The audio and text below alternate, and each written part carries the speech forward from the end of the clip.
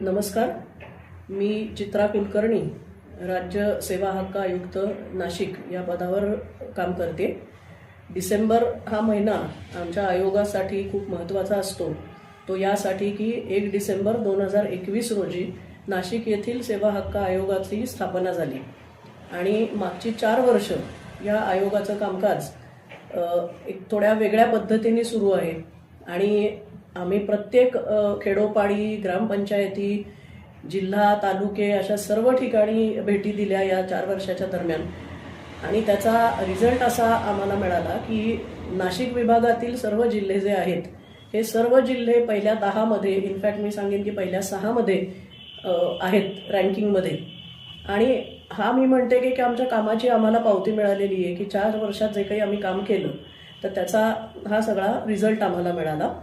दुसरी गोष्ट अशी आहे की आम्ही जे काम करतो तर त्याचा एक आम्ही कार्यवृत्तांत तयार करतो, कारण आपल्या ऑफिससाठी हे एक महत्त्वाचं रेकॉर्ड तयार होतं अशी माझी समजूत आहे की आपण वर्षभरात किती भेटी दिल्या, कुठे कुठे गेलो, त्यातून काय निष्पन्न झालं, आपण काय त्रुटी कामकाजामध्ये दाखवल्या त्या वेगवेगळ्या ऑफिसमध्ये आणि त्याचं कंप्लायन्स काय दिलाय लोकांनी आणि त्या सुधारणा झाल्या किंवा नाहीत याचा आम्ही भरपूर पाठपुरावा करत असतो।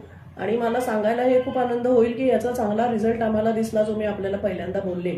तर आमचा 23-24 आणि 24-25 या 2 वर्षांचे जे कार्यवृत्तांत आहेत त्याचं आज आम्ही इथे प्रकाशन केलंय आणि अतिशय सुंदर असे हे 2 कार्यवृत्तांत आमचे तयार झालेले आहेत आणि ज्याच्यात आयोगाने केलेल्या कामाची पूर्ण वर्षाची सर्व माहिती आहे की अर्ज किती प्राप्त झाले, निकाली किती काढले, त्याच्यात वेळेत सेवा दिलेले अर्ज किती आहेत आणि अपीलचं काम, अर्थात आमच्याकडे आयुक्तांकडे मुख्य काम अपीलचं असतं, तर त्याची सर्व माहिती ह्या कार्यवृत्तांतात आपल्याला मिळेल।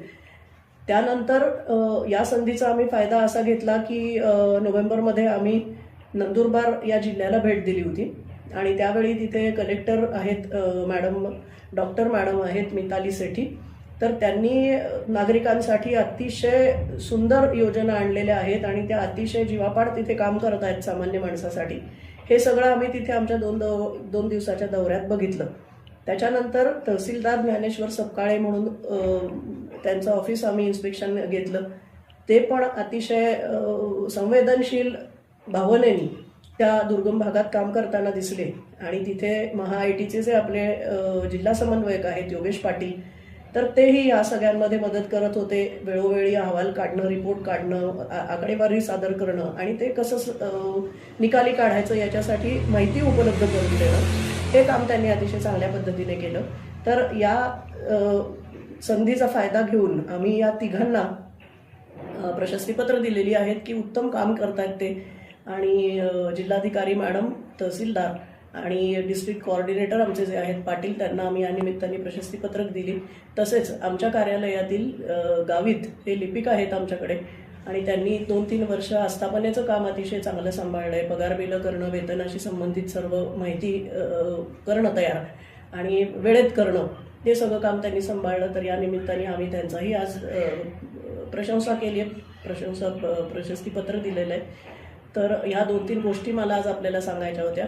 लोकसेवा हक्क कायदा जो आहे हा अंमलबजावणी कशी चालली याच्यासाठी आम्ही वेळोवेळी प्रयत्न करतोय आणि मला वाटतं ह्या पुढच्या वर्षातही आमचा हाच प्लॅन आहे की अजून आम्ही जास्तीत जास्त जे जिल्हे आमचे राहिलेत तिथे थोडे फिरणार आणि लोकांकडनं ही सगळी पूर्तता करून घेणार, नागरिकांची ज्यायोगी अडचण कुठली राहणार नाही।